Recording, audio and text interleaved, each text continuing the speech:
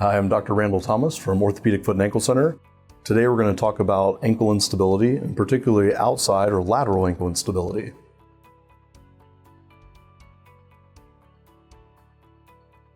Ankle instability is a very common condition. It's an issue of recurrent ankle sprains where your foot rotates or turns in. This could be from a misstep, commonly in basketball from landing on someone's foot. Could be from other injuries as a childhood that kind of progressed as you went into adulthood. But this is the feeling that your ankle is unstable, it's going to give out and roll on you. This could be simply walking on a flat surface in shoes or not, and the ankle just feels weak and it wants to give out. There are three main ligaments that are holding the outside of the ankle together, the lateral ankle. One is called the ATFL, that's certainly our workhorse supporting the lateral ankle, called the anterior talofibular ligament. One is called the calcaneofibular ligament, and that's the CFL, connecting the outside little bone of the ankle to the heel bone. And then there's one called the PITFL, the posterior inferior tibiofibular ligament, holding the back of the ankle together. Also the syndesmosis, which you hear a lot in athletes, called the high ankle sprain. So those structures themselves can be injured, start to partially tear, become lax, or what we call attenuated, or rupture. And with that, it can lead to a lot of instability where you can't hold the foot straight. When you walk, it wants to turn. Really start throwing the hip or accommodating, walking different to protect it. A lot of folks think that they've had a sprain and they can walk it off. They do bracing and even some physical therapy or rehab exercises, and they can do well for a while. But over time, those ligaments are degenerative and they start to break down, and to the point where you're having frequent falls or twists of the ankle and instability.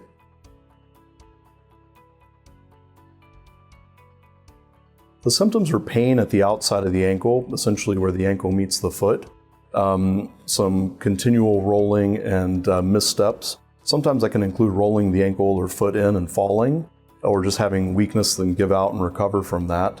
It has to do with ligament injuries that can be chronic or acute, and this can lead to a lot of difficulty with balance, gait problems. People adapt to this over time. It starts to lead to arthritis and breakdown, so you can get inflammation, pain kind of globally throughout the ankle, and just a lot of weakness with walking regardless of shoes.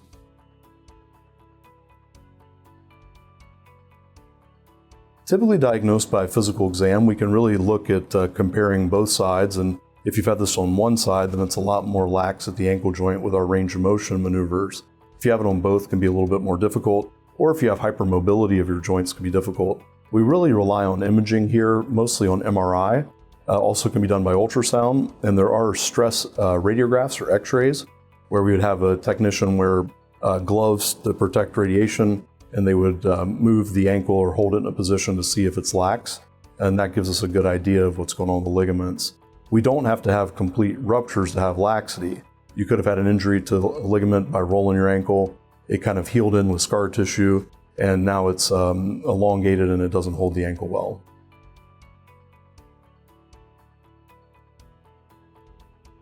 Treatments are typically conservative, sometimes followed by surgery. If the conservative doesn't work over a few months, or the patient's had it long standing and they're rolling the ankle multiple times throughout the day, then we can employ these surgical techniques. Non-operative is usually physical therapy, bracing. There's certain ways of doing kinesio or kinesiology taping, other taping modalities to hold that. Orthotics can be built with a special post at the back of the heel to not let the foot roll and keep it neutral and kind of force that position. Rarely, but we can do specialty shoes and sole the shoes to prevent you from rolling, but that can lead to some other issues. If it doesn't work, surgery is actually one of the most common surgeries that we perform, and people do very well. Patient satisfaction scores are high, outcomes are good. The technology's really caught up with the procedure. It involves going in at the outside of the ankle and repairing those ligaments, either taking a stretched ligament and putting it back over itself, or using an artificial synthetic graft as the ligament with non-metallic anchors that hold it in place. This is common in our more athletic population. We typically go into grafting and try to get them back to sport quicker. This can be in combination sometimes with ankle arthroscopy or other procedures. In some patients, the heel bone starts turning in, and that foot type can lead to rolling of the ankle. So if you have your heel bone naturally turning into what we call calcaneal varus or heel varus, it already sets you up for rolling the ankle. So sometimes if we repair the ligaments, we also want to identify the malalignment and fix that as well. That's a common, if we see a patient for a second or third opinion, they've already had a surgery to repair the outside ligaments and it failed. A lot of times if we take time to stand them up or walk them, do a gait analysis, what we call a biomechanical exam, we'll see that the heel bone's turning in naturally. So unless we get the heel bone back under the leg, that ligament's going to continue to fail and tear.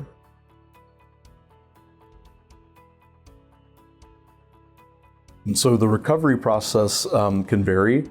If we are doing a less invasive approach, kind of a minimal technique where we're opening this and anchoring it with grafting, we don't really have to go into the joint, and folks can ambulate by 4 weeks post-op in a boot, typically in a shoe by 6 weeks, plus or minus a brace. If we have to do more of an open procedure, do an arthroscopy of the joint clean out, repair, that could be up to 4 to 6 weeks non-weight bearing. Then in a boot, getting into shoes at around week 10 to 12.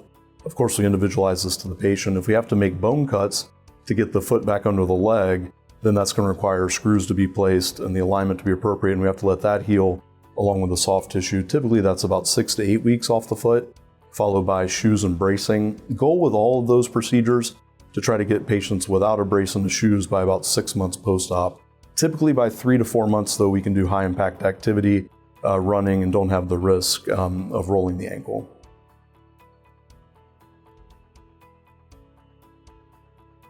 So there's always inherent risk to surgery from anesthesia and the procedure itself. We find that the blood clot risk is less than 1%, infection risk is less than 1%. If we have to put hardware in, there's about a 3% chance of having to remove that at a point.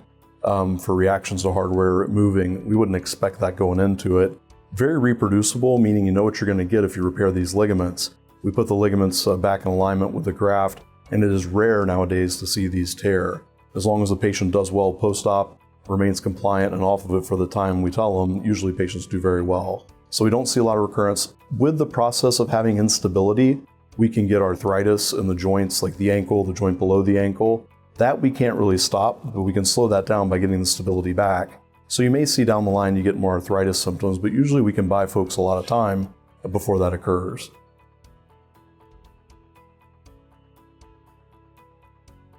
If you choose non-operative care or don't seek care at all, you can see more rolling of the ankle and instability, particularly if you have a malalignment of the back of your foot. This can lead to pain, falls, other injuries. It can also lead to more advancing of the arthritis. It's one of our biggest concerns. If the joint doesn't sit well with the ligaments, it's unstable, and that instability leads to inflammation and breakdown of the joint with arthritis over time.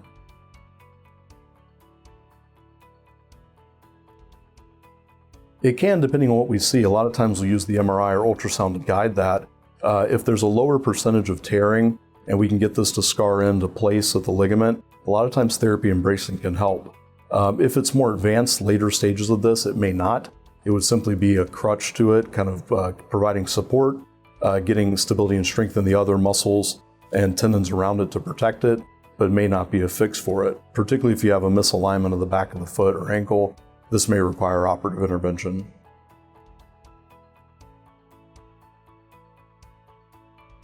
Unfortunately, I think that's kind of a misnomer out there, and we have seen this help with inflammation.